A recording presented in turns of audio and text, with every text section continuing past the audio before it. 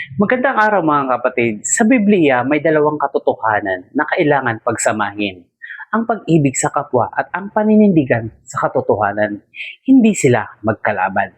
Sabi ni Jesus, ibigin mo ang iyong kapwa gaya ng iyong sarili. Ayon yan sa Mateo 22 verse 39. Mga kapatid, ibig sabihin, ang bawat tao kahit ano pa ang kanyang relihiyon, lahi o paniniwala ay dapat tratuhin ng may paggalang, kabutihan at malasakit. Hindi tayo tinawag ni Jesus upang kamuhian o apihin ang mga hindi natin kapareho ng pananampalataya. Mga kapatid, makikita rin ito sa Lucas 6 verse 27 to 28. Ibigin ninyo ang iyong mga kaaway, pagpalain ninyo ang mga sumusumpa sa inyo.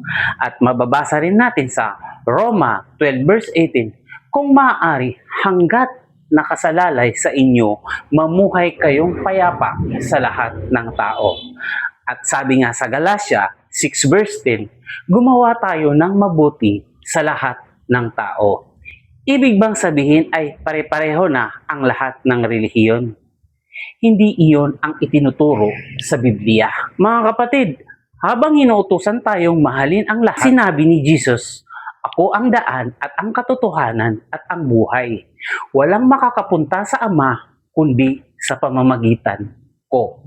Ayon niya sa Juan chapter 14 verse 6 or John 14 verse 6. Kaya mga kapatid, bilang Kristiyano, naninindigan tayo si Jesus ang daan sa kaligtasan. Ngunit ang paninindigan, ito ay hindi lisensya para maliitin, laitin o hamakin ang mga taong iba ang paniniwala. Paano ang tamang pakikitungo sa mga ibang relihiyon? Unang-una, igalang sila bilang mga taong nilikha ng Diyos. Pangalawa, huwag silang husgahan na parang tayo ang hukom ng kanilang puso. Ang Diyos ang nakakaalam ng tunay ng kalagayan ng bawat isa. Pangatlo, ipahayag ang ebanghelyo na may pag-ibig at kahinahunan, hindi sa pakikipag-away o pang-iinsulto. Mga kapatid, sinasabi nga dito sa unang Pedro 3 verse 15, maging handa sa pagsagot tungkol sa inyong pananampalataya. Ngunit gawin ito ng may kaamuan at paggalang. At ayon naman nga sa Santiago 2 verse 13, ang awa ay nagtatagumpay laban sa paghatol. Tungkol naman sa panghuhusga, may pagkakaiba ang panghuhusga sa tao at pagkilala kung tama o mali ang isang aral. Sinabi ni Jesus, huwag kayong humatol upang hindi kayo hatulan. Ayon nga yan sa Mateo 7 verse 1. Ngunit sinabi rin niya na humatol kayo ng may matuwid na paghatol. Ayon yan sa Juan 7 verse 24. Kaya hindi tayo dapat humatol sa halaga o kapalaran ng isang tao, ngunit kailangan nating suriin ang mga aral ayon sa salita ng Diyos. Katotohanan ay hindi dapat ipahayag ng walang pag-ibig. Bilang mga tagasunod ni Kristo, tinawag tayong maging ilaw ng sanlibutan.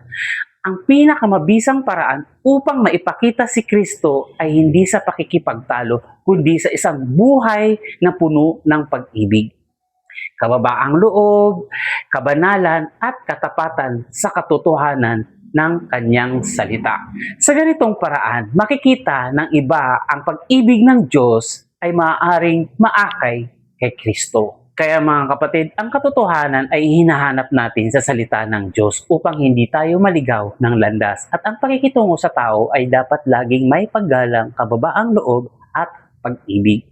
Hindi ibig sabihin nito ay isinasantabi natin ang ating pananampalataya. Maaari tayong manindigan sa katotohanan ng Biblia habang iniiwasan ang paghamak, pag-insulto o paghatol sa ibang tao. At mga kapatid, ang dalawang bagay na dapat pagsamahin ay ang manindigan sa katotohanan. Ang Biblia ang gabay upang malaman natin ang tama at mali ayon sa Diyos. Pangalawa, ang makitungo ng may pag-ibig. Ang bawat tao ay dapat tratuhin ng may dignidad kahit iba ang kanyang relihiyon, tradisyon o kinamulatan. Mga kapatid, bakit mahalagang umiwas na panghuhusga? Maraming tao ang lumaki sa isang particular na relihiyon o tradisyon. Hindi natin agad alam ang buong kwento ng kanilang buhay, pagpapalaki at paghahanap sa Diyos. Kaya hindi tayo dapat maging mapagmataas o mapanlait. Sabi ni Jesus, huwag kayong humatol upang hindi kayo hatulan. Ayon nga yan sa Mateo 7 verse 1. Ang ibig sabihin nga nito mga kapatid, hindi tayo dapat humatol sa halaga ng isang tao o sa kalagayan ng kanyang puso. Ang Diyos ang tunay na nakakakita ng puso ng bawat isa. So, paano makitungo sa mga ibang relihiyon? Unang-una, igalang sila bilang tao. Hindi sila dapat maliitin o tratuhin ng masama dahil iba ang kanilang paniniwala. Pangalawa, makinig at unawain. Mahalaga ang pakikinig bago magsalita, lalo na kung sila ay namulat sa ibang tradisyon. Pangatlo, ipahayag ang pananampalataya ng may kaamuhan. Maaari nating ibahagi si Jesus at ang Biblia, pero hindi sa paraang mapanakit o mapanghusga. Pang-apat, hayaan ang Diyos ang humatol. Tungkulin natin ang magmahal, magdasal at maging mabuting saksi sa ating pananampalataya. Mga kapatid, ang katotohanan ng Biblia ang gabay natin upang manatili sa tamang landas. Ngunit ang pag-ibig ni Kristo ang dapat makita ng iba sa ating pakikitungo. Kaya bilang Kristiyano, tinatawag tayong maging matatag sa pananampalataya at mahinahon sa pakikitungo sa kapwa. Sa madaling salita, hawakan ang katotohanan pero huwag bitawan ang pag-ibig at paggalang sa tao.